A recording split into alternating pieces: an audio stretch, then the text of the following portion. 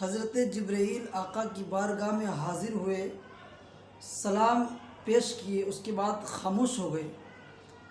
آقا نے فرمایا کہ اے جبرائیل، آج تمہارے چہرے پر مسکراہٹ کیوں نہیں ہے؟ تو حضرت جبرائیل خاموش رہے۔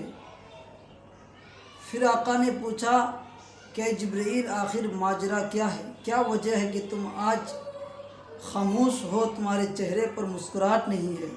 تو حضرت جبرائیل نے فرمایا کہ اللہ کے رسول، جب مجھے یہاں پر آنا تھا تو رب کا حکم ہوا کہ اے جبرائیل، جانے سے پہلے جہنم کا مشاہدہ کر لینا، تو میں نے آج جہنم کو دیکھ کر آیا ہے۔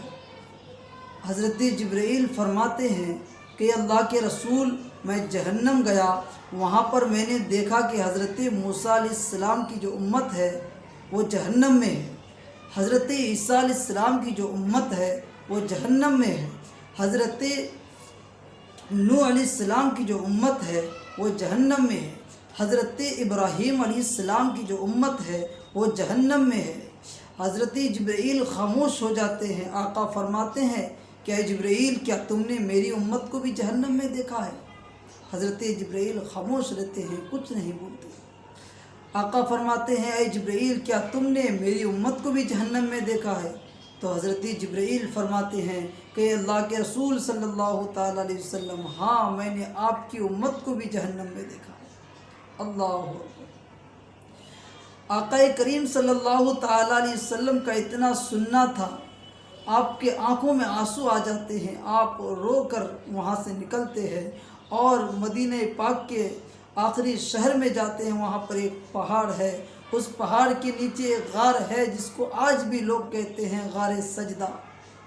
اس غار میں جا کر آپ کی زبان پر ایک ہی بات ہوتی ہے، ایک ہی جملے ہوتے ہیں، اور وہ ہوتے ہیں رب حبلی امتی، رب حبلی امتی۔ آپ وہاں جا کر اپنے سر مبارک کو، اپنی پیشانی کو آپ پتھر پر رکھ کے رب حبلی امتی کہتے رہتے ہیں۔ 3 دن کا وقت گزر جاتا ہے، صحابہ اکرام پریشان ہے کہ آخر حضور کہاں چلے گئے۔ 3 دن کے بعد جب آپ نہیں ملے تو حضرت ابوبکر صدیق اور چند صحابہ اکرام کے ساتھ ایک جنگل کی طرف جاتے ہیں۔ کیا دیکھتے ہیں کہ ایک چرواہا وہاں پر اپنی بکریوں کو گھاس کھلا رہا ہے۔ حضرت ابوبکر صدیق اور چند صحابہ اکرام وہاں پہنچتے ہیں اور فرماتے ہیں اے چرواہا، کیا تم نے ہمارے آقا کو دیکھا ہے؟ وہ چرواہا کہتا ہے میں تمہارے آقا کو تو نہیں جانتا ہوں، لیکن البتہ اتنا جانتا ہوں کہ اس غار کے اندر ایک شخص ہے جو آج 3 دن تک روتے رہتا ہے، اس کے رونے کی آواز کو سن کر میری بکریوں نے کھانا پینا چھوڑ دیا ہے اور میری بکریاں بھی روتے رہتی ہیں۔ اللہ اکبر۔ اتنا سننا تھا کہ صحابہ سمجھ گئے کہ امت کے غم میں اگر کوئی رونے والا ہوگا تو سرور کائنات ہی ہو سکتے ہیں۔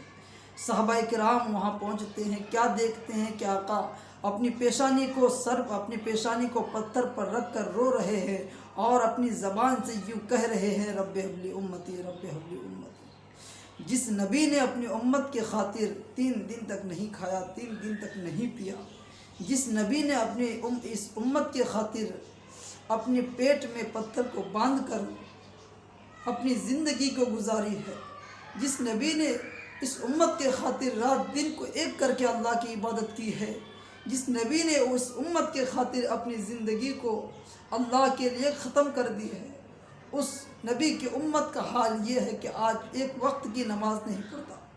اس نبی کی امت کا آج حال یہ ہے کہ اللہ اور اس کے رسول کے راستے پر نہیں چلتا۔ اللہ اکبر۔